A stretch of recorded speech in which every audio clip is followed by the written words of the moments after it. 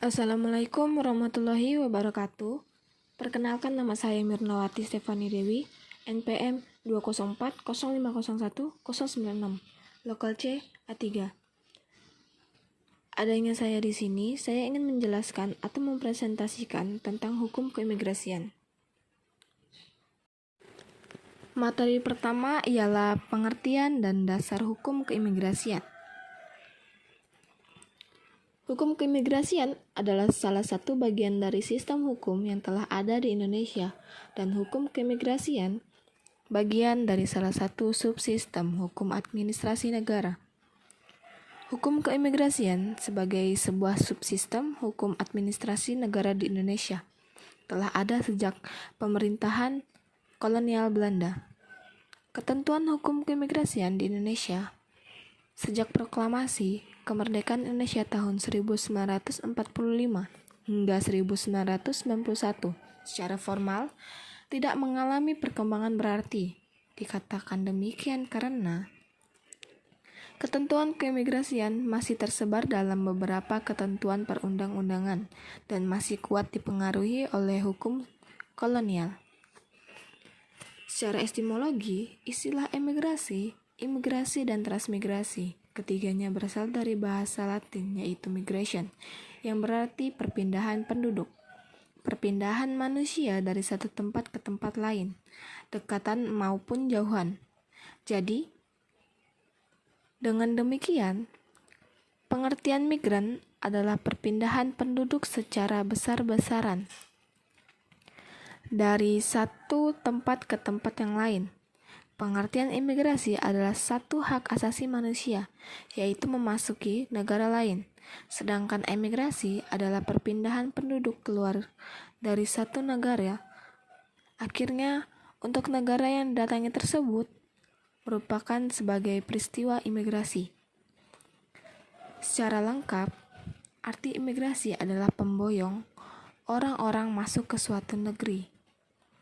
Dan bisa dikatakan artinya lebih kurang sebagai imigrasi adalah pintu masuk ke negara asing dari orang yang berniat untuk mengambil bagian dalam kehidupan di negara itu dan kurang lebih untuk tinggal menetap. Materi selanjutnya ialah peran keimigrasian di Indonesia mengandung fungsi, yaitu yang pertama fungsi pelayanan masyarakat.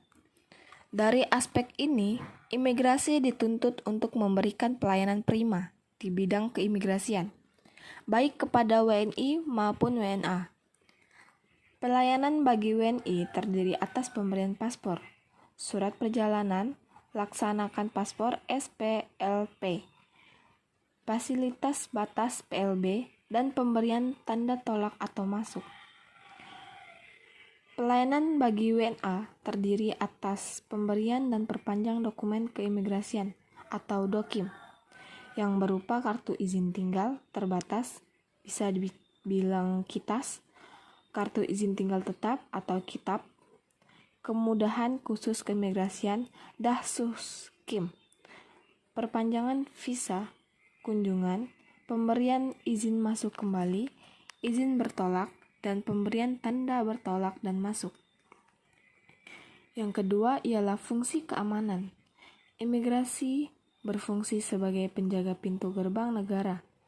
Dikatakan demikian karena imigrasi merupakan institusi pertama dan pelaksanaan fungsi keamanan yang ditunjuk kepada WNA yang adalah sebagai berikut. Yang pertama ada melakukan seleksi terhadap setiap maksud kedatangan orang asing melalui pemeriksaan permohonan visa.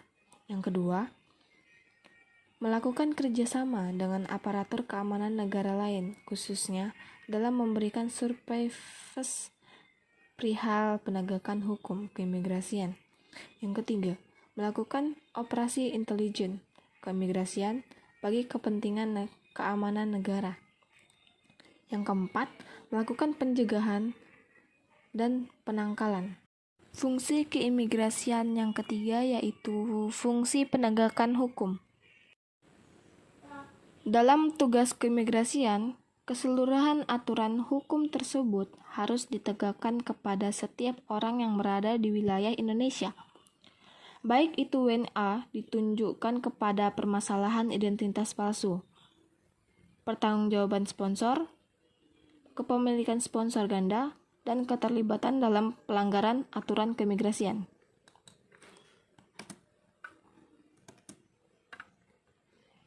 Dan penegakan hukum terhadap WNA ditunjukkan kepada permasalahan seperti pemalsuan identitas, pendaftaran orang asing, dan pemberian buku pengawasan orang asing, penyalahgunaan izin tinggal, masuk secara ilegal atau berada secara ilegal, pemantauan atau razia, kerawanan secara geografis dalam pelintasan, secara operasional.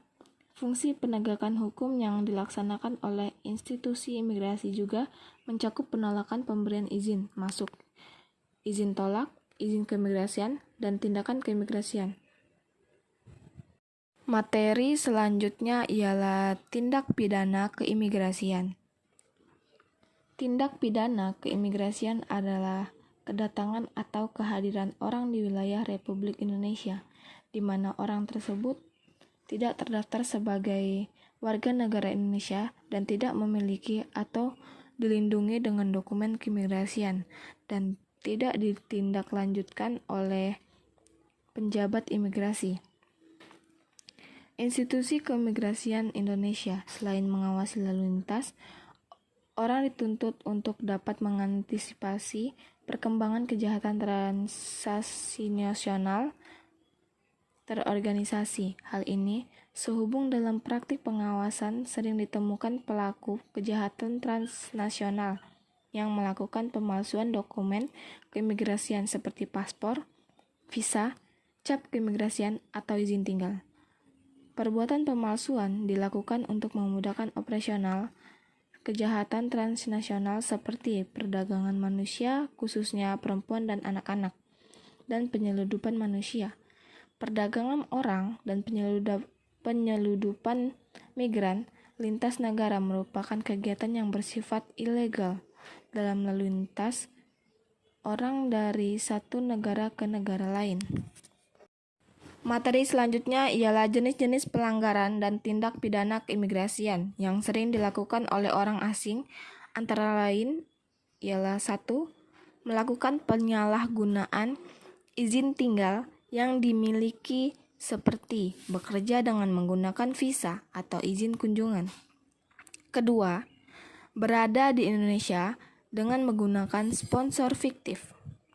Ketiga, tidak melaporkan setiap perubahan status sipil, alamat domisil, pekerjaan, dan sponsornya ke kantor imigrasi setempat.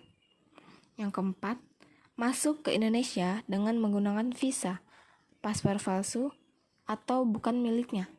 Yang kelima, mencoba mengajukan permohonan paspor RI dengan melampirkan identitas palsu. Yang keenam, terlibat dalam jaringan sindikat perdagangan manusia.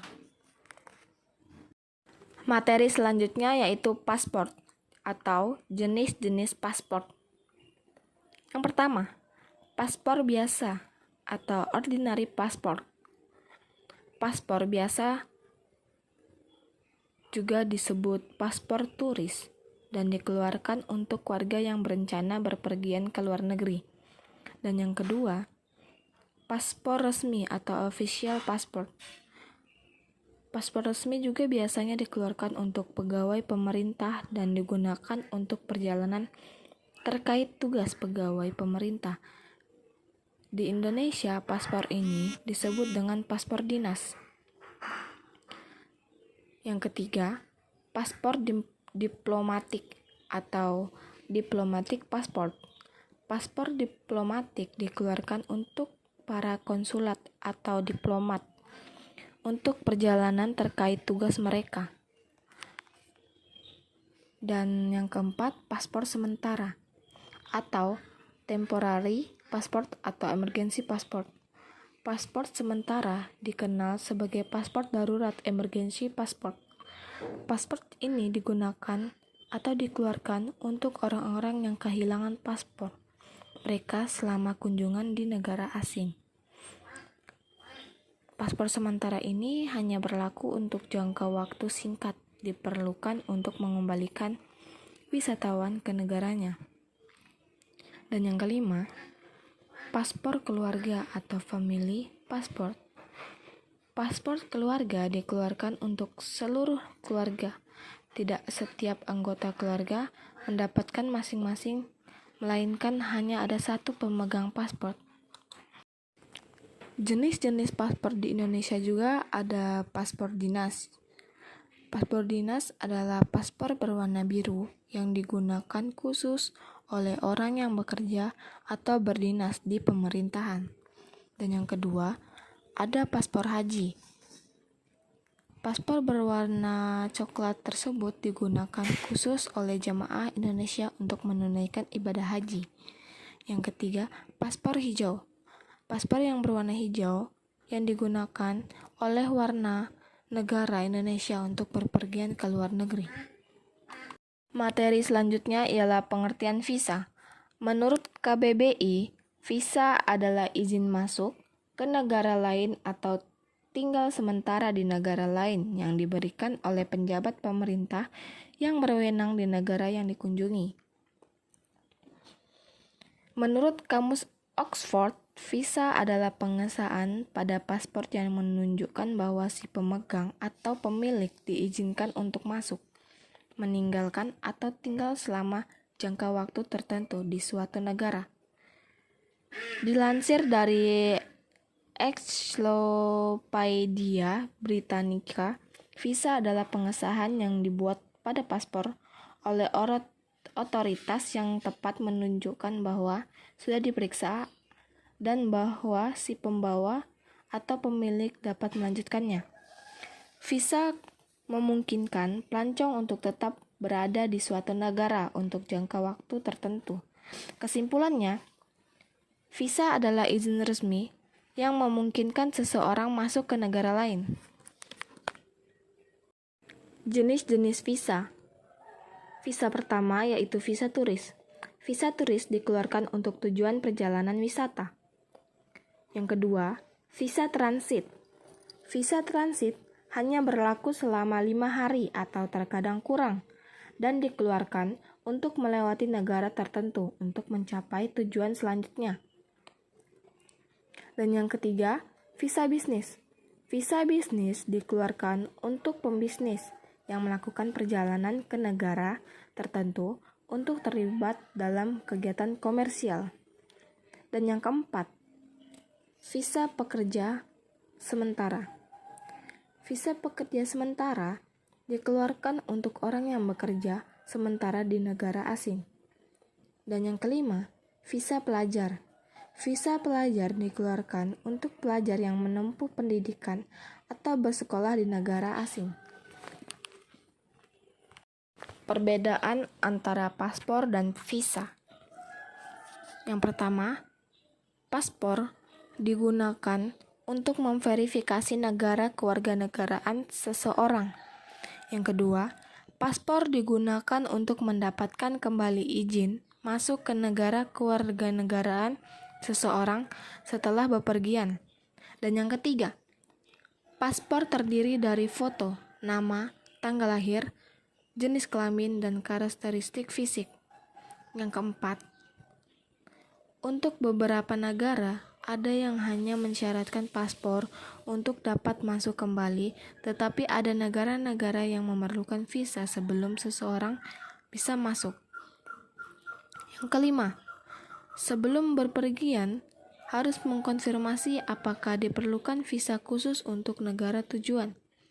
Yang keenam, para diplomat dan penjabat pemerintah diberikan paspor yang berbeda dari para pelancong biasanya.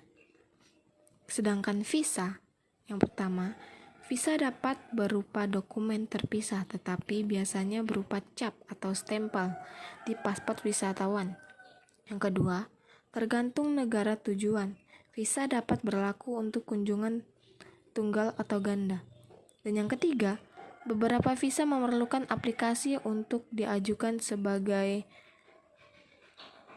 sebelum memasuki negara tujuan, dan visa lainnya diberikan saat memasuki negara tertentu. Memerlukan wawancara atau pemeriksaan medis sebelum seseorang mengajukan permohonan visa. Sekian dari materi keimigrasian yang saya presentasikan. Jika ada salah kata atau materi yang kurang, saya minta maaf. Sekian dan terima kasih. Wassalamualaikum warahmatullahi wabarakatuh.